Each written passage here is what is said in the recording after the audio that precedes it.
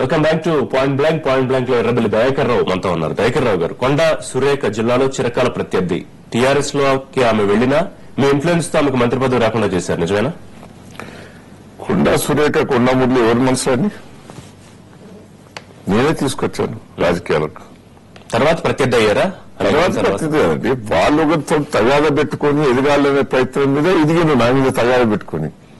వాళ్ళ మంత్రి పదవి వస్తే నేను సంతోషపడతాను. నిజంగానా? ఎందుకంటే సంతోషం అంటే దానికి కాదు, ఆ జిల్లాలో తెలంగాణ ద్రోహి కొండ సురేఖకి ఇచ్చిందని నాకు రాజకీయంగా లబ్ధి పొందే అవకాశం ఉండే.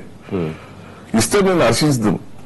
వాళ్ళ మీద టీఆర్ఎస్ పార్టీ మీద ఎదురుదాడి చేసేందుకు నాకు మంచి అవకాశం. ఎందుకు మీ మీద కంటిన్యూస్ గా మీరు టీఆర్ఎస్ ప్రోగా వ్యవహరిస్తారు? తెర వెనకాల టీఆర్ఎస్ లో ఏం జరగాలో ఏం జరుగుతుందో కూడా మీ ఇన్ఫ్లుయెన్స్ ఉంటుంది అనేది. కడియం శ్రీహరి మంత్రి పదవి ఉప ముఖ్యమంత్రి ఎందుకు వచ్చింది? నాకు శత్రువే, నా మీదనే టార్గెట్ చేస్తున్నాడు కడియం శ్రీహరి. ఇప్పుడు నా కాన్స్టిట్యూన్సీ లో జిల్లాలో న్యాయంబడి పడుతున్నాడు. ఒక విషయంలో కడియం శ్రీహరికి ఉప ముఖ్యమంత్రి ఒక విషయంలో కుదరలేదు. ఒక విషయంలో కాదు, ఎప్పుడు కూడా టీఆర్ఎస్ పార్టీ నాకు బద్ద శత్రువే. ఎర్రబెల్లి దయాకర్ రావు తీవ్ర అసంతృప్తితో ఒక దశలో టీటీడీపీని దెబ్బతీసే ప్రయత్నం చేశారు, వలసలను ప్రోత్సహించి. చాలా తప్పండి. అది ఎవరో కావాలని రాజకీయ కుట్ర చేస్తున్నారు తప్ప. అదే నిజమైతే అదే నిజమైతే వలసలను ఎందుకు ఆపలేకపోయారు? ఇంత సీనియారిటీ ఉన్న నాయకుడు మీ కన్సర్న్లో కొంతమంది నాయకులు కదులుతారు, వలసలు ఎందుకు ఆపలేకపోయారు? నేను మంత్రి పదవి చేయలేదు పార్టీలో. నేను జిల్లా మటుకే గతంలో రాజకీయాలు చేశాను. మీరు ఇందాక చెప్పారు మంత్రి పదవి చేయకపోయినా అంతకన్నా గొప్ప స్థాయిలో ఉన్నానని. ఉన్నా, ఇప్పటికి కూడా నేనున్నా. కానీ ఒకరికి ఇష్టం వానికి అలా వస్తుంది, ఆదాయం వస్తా అంటే నేను ఆపంటావుతున్నా. వలసలు ఎందుకు ఆపలేకపోయారు ఎర్రబెల్లి గారు? ఆపినా అంటే అని చెప్తున్నా కదా, ఆపినా. ఇప్పుడు మా ఎమ్మెల్యేలు చాలా మంది లోపల వాళ్ళ మీద ఎంతో మంది ఫోర్స్ ఉన్నా కూడా నేను కూడా వాళ్ళను ధైర్యం చెప్పి నేను ఆపగలిగిన. తెలంగాణ కోసం ఎర్రబెల్లి దయాకర్ రావు చిత్తశుద్దిగా పనిచేసి ఉంటే ఎప్పుడో ఆంధ్ర పార్టీ అని టీడీపీని వదిలి తెలంగాణ ఉద్యమంలో కలిసి ఉండేవారు. నేను తెలుగుదేశం పార్టీలో నా అంత ఉద్యమం చేసిన వాళ్ళు ఎవరు లేరు. నా మీద వాళ్ళు టీఆర్ఎస్ పార్టీ ఎన్నికల కోసం వాళ్ళ ఉనికి కోసం వాళ్ళు ప్రయత్నం చేసుకున్నారు. నేను తెలుగుదేశం పార్టీ ద్వారా నా పార్టీలో ఉండి, పార్టీ లేక ఇవ్వకముందు, తెలంగాణకు సంబంధించిన క్లారిటీ రాకముందు, రాష్ట్ర విభజన అవుతుందని ఆలోచన లేకముందు ఉద్యమంలో మీరు పార్టిసిపేట్ చేశారా అంత గట్టిగా? 30 కేసెస్ ఉన్నాయి, 30 కేసెస్ ఉన్నాయి దయాకర్ రావు మీద. ఉద్యమంలో చేసిన కాబట్టి వరంగల్ ఎంపీగా గెలిచాను. ఉద్యమంలో ఉన్న ప్రముఖ పాత్ర ఉన్నది కాబట్టి ఇలా ఎమ్మెల్యేగా గెలిచాను. ఉద్యమ పార్టీ రాజకీయ పార్టీగా మారిన తర్వాత మీరు అనుకున్న తెలంగాణ ప్రజలకు మరింత మేలు చేసే అవకాశం వచ్చినా ఎందుకు కాదనుకున్నారు? నేను కేసీఆర్ నమ్మనండి. కేసీఆర్ కూడా ఇంతకు ముందు ఎప్పుడైనా నమ్మక ద్రోహం మా పార్టీలో ఉన్నప్పుడు కూడా అన్యాయం చేశాడు ఆయన. ఇప్పుడు కూడా తెలంగాణ ప్రజలు మోసం చేస్తాడు కేసీఆర్. కేవలం కేసీఆర్ లో నమ్మకం లేకే మంత్రి పదవి కూడా వద్దనుకున్నా. కేసీఆర్ తోటి తెలంగాణ డెవలప్మెంట్ కాదు, ఉద్యమంలో కూడా కొంత పాత్ర. చాలా కార్యక్రమాలు చేసుకుంటూ ముందుకు వెళ్తున్నారు. ఏ కార్యక్రమం అంటే సక్సెస్ఫుల్? ఎన్నికల ఏజెండా ఏమి ఇచ్చాడు? ఎన్నికల మేనిఫెస్టోలో ఏం పెట్టాడు? ఇంటింటికి ఉద్యోగం అన్నాడు. ఎక్కడ ఉద్యోగం వచ్చిందండి? దళితులకు భూములు అన్నాడు, ఏ ఊళ్ళో పంచారండి? గిరిజనులకు భూములు అన్నాడు, ఏ ఊళ్ళో పంచారండి? ఎక్కడ చేస్తాను? రైతులు ఆత్మహత్యలు చేస్తుంటే ఎవరైనా పట్టించుకున్నారా? పత్తి 5,500 కింటా ప్రతిపక్షంగా మీరేం చేస్తున్నారు? నిలదీస్తున్నాం. అసెంబ్లీలో మనం బయటకు నెట్టేసింది ఎందుకు? మేము నిలదీస్తామనే. తెలుగుదేశం పార్టీ గట్టిగా నిలదీస్తా తీసాం. ఏ ఒక్క కార్యక్రమం చేశాడండి? ఇలా కాంట్రాక్టులు టీచర్స్ ఉన్నారు, కాంట్రాక్ట్ ఎంప్లాయీస్ ఉన్నారు, ఏమైనా పట్టించుకున్నాడా?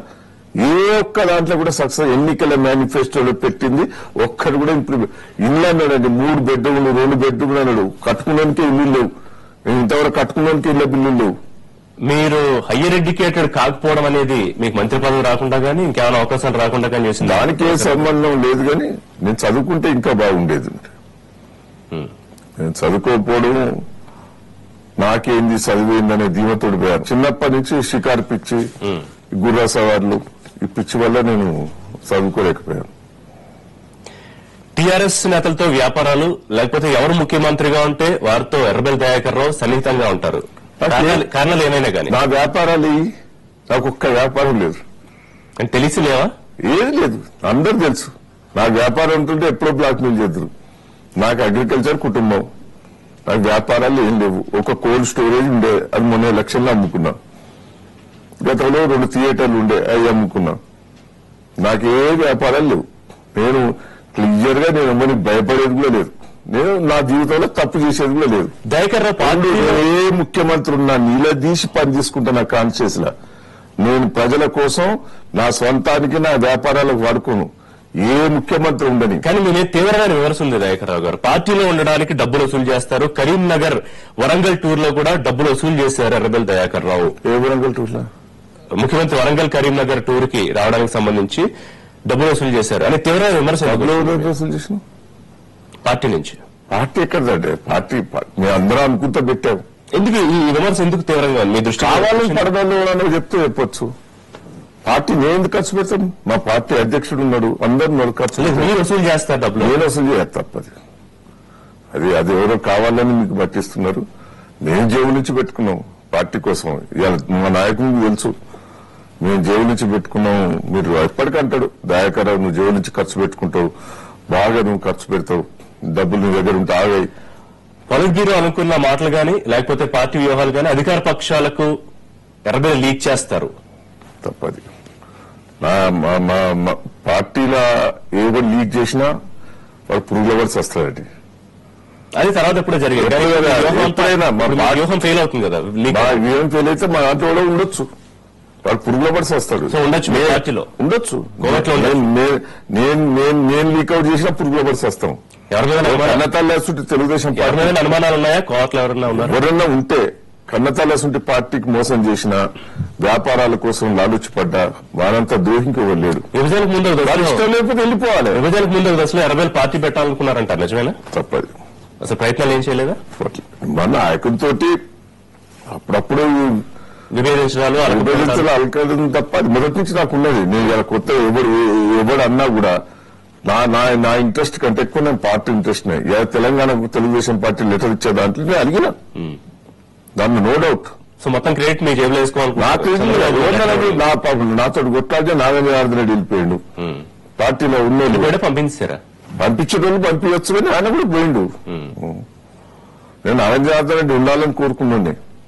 నాగేంద్ర రెడ్డి మంచి ఆర్గనైజర్, సీనియర్ మోస్ట్, పార్టీకి లాయల్, కానీ ఏ పరిస్థితుల్లో పోయిండు. మా నాయకుడు నేను పదవి ఇస్తానన్నా కూడా నేను వద్దన్నా ఒక సందర్భంలో నాగేంద్ర రెడ్డిది. రైట్, మనం చిన్న బ్రేక్ తీసుకుందాం. బ్రేక్ తర్వాత ఎర్రబెల్లి దయాకర్ రావుతో పాయింట్ బ్లాంక్ కొనసాగుతుంది.